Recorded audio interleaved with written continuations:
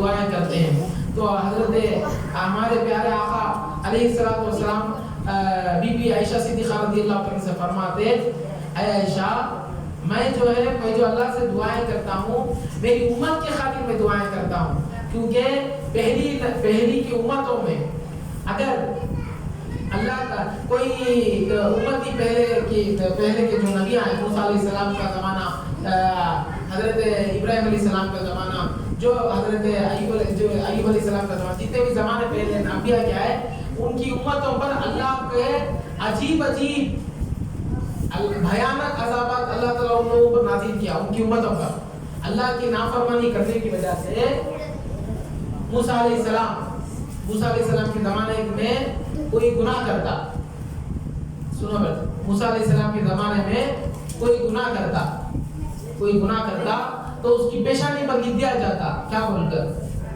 یہ فلاں سے گناہ کیا ہے, یہ فلاں گھر کی چوری کیا ہے, اس کی پیشانی پر لکھ دیا جاتا یہ فلاں کے ساتھ جا کے برا کام کیا ہے.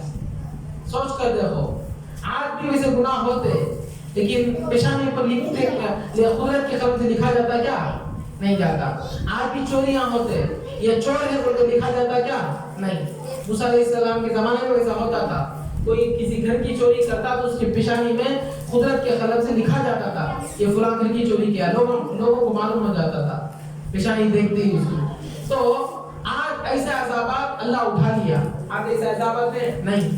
قرآن میں اللہ فرماتا وما کان اللہ لیعذبہم وانت فیہم, اے نبی جہاں آپ ہوں گے وہاں ہم عذاب نہیں دیں گے. اے نبی جہاں آپ ہوں گے وہاں ہم عذاب نہیں دیں گے. ایسے عذابات اللہ تعالیٰ نبی کے صدقے سے اٹھا لیا. کیوں؟ ہمارے نبی صلی اللہ علیہ وسلم ہمارے نبی امت کی فکر میں اللہ سے بہت زیادہ رو کر اللہ سے ہمارے لیے مغفرت کی دعا کرتے تھے. ہمارے لیے مغفرت کی دعائیں, ہاتھ اٹھا کر دعائیں کرنے والے کون؟ ہمارے نبی. سوچیں ذرا, ہر ایک, اب دیکھو بیٹے ہمارے ماں باپ ہمارا غم کھاتے, ہمارے ماں باپ دنیا میں سب سے بڑی دولت اگر ہے تو ماں باپ کی سوا کوئی دولت نہیں ہے. ماں باپ سے بڑھ کر تم لوگوں کو تمہارے دوست سے زیادہ کوئی تم کو زیادہ چاہتا. ہر ایک آج جو ہے یہ دوست مجھے بہت چاہنے والا سمجھتا ہے, نہیں, دوست بھی کبھی ہاتھ دے سکتا, ماں باپ ہاتھ نہیں چھوڑ سکتے. ماں باپ ہی تھام کر رکھتے ہیں. ماں باپ تمہاری خوشی کو اپنی خوشی سمجھنے والے, تمہاری ترقی کو اپنی ترقی سمجھنے والے, تمہارے سکون کے لیے وہ اپنا سکون دے دیتے. آپ لوگ تو جانتے. تو ماں باپ سب سے بڑی دولت, ہمارا سکون چاہنے والے, ان سے بھی بڑھ کر کوئی ہمارا سکون, ہمارے لیے دعائیں کرنے والے کوئی ہیں تو بس ہمارے اور آپ کے پیارے آقا علیہ الصلوۃ والسلام. ہمارے نبی جو ہے ہمارے آنے سے پہلے ہی ہمارے لیے دعا اللہ سے بہت زیادہ کرتے تھے امت کے واسطے. اسی لیے اللہ تعالیٰ ان کے صدقے سے ایسے عذابات جو پہلے کے انبیاء جو آتے تھے ان کی امتوں کو جو اللہ عذاب دیا, ویسے عذابات اللہ ہمارے نبی کی امت کو نہیں دیتا, ہم لوگوں پر نہیں نازل کرتا. کیوں کہ نبی ہمارا غم کھانے والے. اگر ہم کو کچھ تکلیف ہوئی تو حضور کو کیا ہوتی تکلیف ہوتی, حضور دوبارہ نہیں کرتے. قرآن میں اللہ فرماتا عزیز علیہ ما عنتم, تمہاری تکلیف میں پڑنا تمہارے نبی کو گوارا نہیں.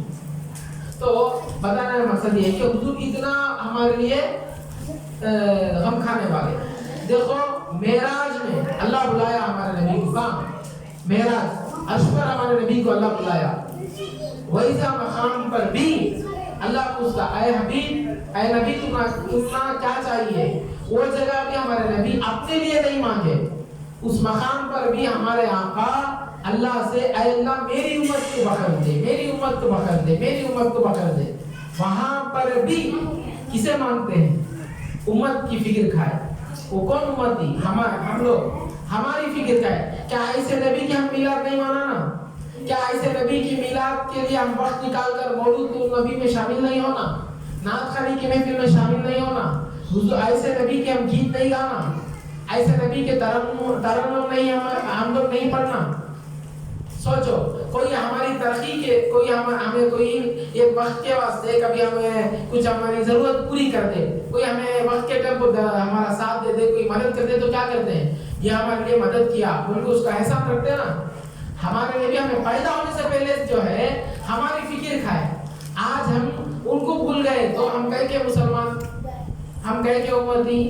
تو تمہیں لوگوں جو کنٹینیو آ گئے کوئی ہمارے ماں بہن آ گئے کی حقیقت میں یہ جو ہے اللہ کی بارگاہ میں ہم شکر کرنے کے لیے جمع ہوتے ہیں. اے اللہ تو ایسے نبی کی امت میں ہمیں پیدا کیا جو ہمیں پیدا ہونے سے پہلے ہی ہمارے لیے مغفرت کی دعائیں کرنے والے نبی کی امت میں تو ہمیں پیدا کیا.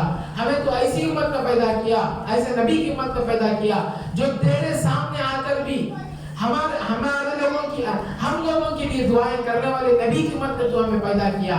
اس لیے ان کی بارگاہ میں شکر کے لیے یہاں پر جمع ہوتے ہیں. اور دوسری بات یاد رکھو، ہمارے نبی دنیا میں آنے سے پہلے مکے کی سرزمین